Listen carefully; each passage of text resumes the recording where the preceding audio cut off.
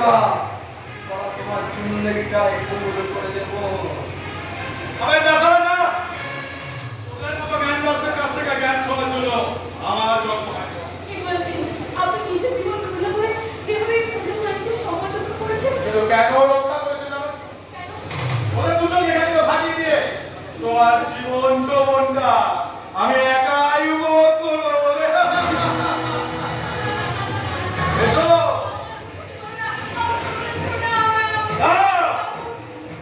মুক্তি করে মুক্তি করার মানুষরা আমাদের মতো নিচু মানুষদের মানুষ বলে জ্ঞান করো না।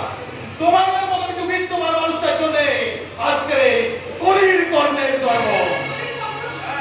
কলির কর্ণ সেদিনের কর্ণ তার সততার মধ্যের পরিচয় দিয়ে দ্রৌপদীর বস্ত্রহরণের প্রতিবাদ করেছিল। কিন্তু যুগ বলতেছে আজকের এই কলিযুগের কলির কর্ণ ওই অধর্মের হানি কাটে তার সততা আর মন্তকে বলিকে দুঃশাসনের মতো ঝাঁপিয়ে পড়ছে দ্রৌপদীর বস্ত্রহরণ করতে।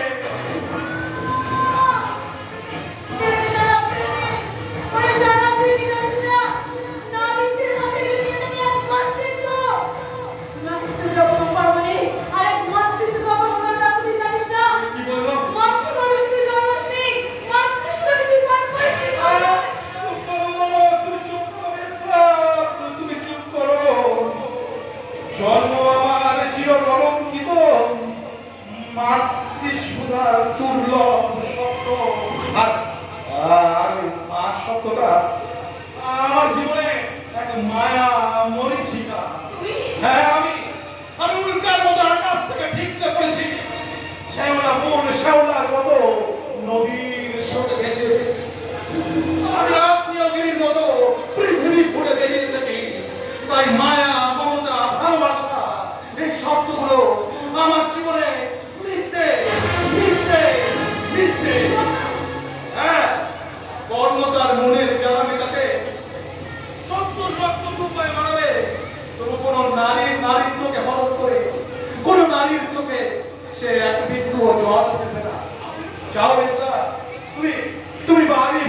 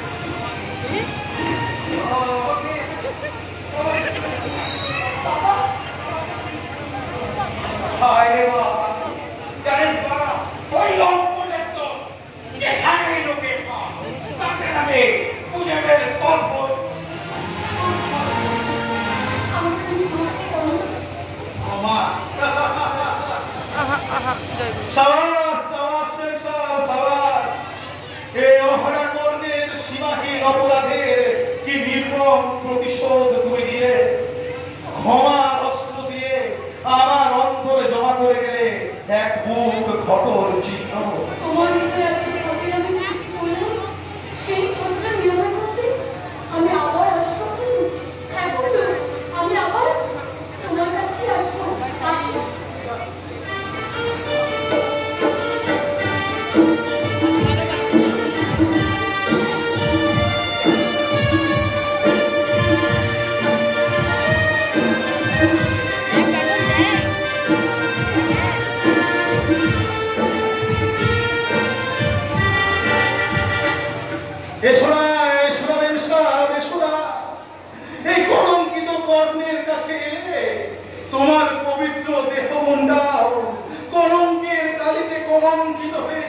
অফিসার কলঙ্কের কালিতে কলঙ্কিত হয়ে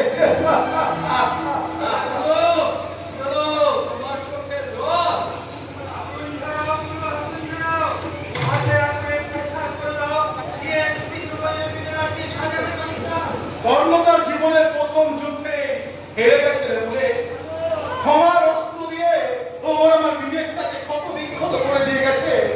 তাই জীবনে আর কোনোদিন কর্ণ প্রতিহিংসার অস্ত্র হাতে ধরবে না। বলো কি গুরু, দেব কাছে অথচ স্বীকার করবে না। তাই কি হবে?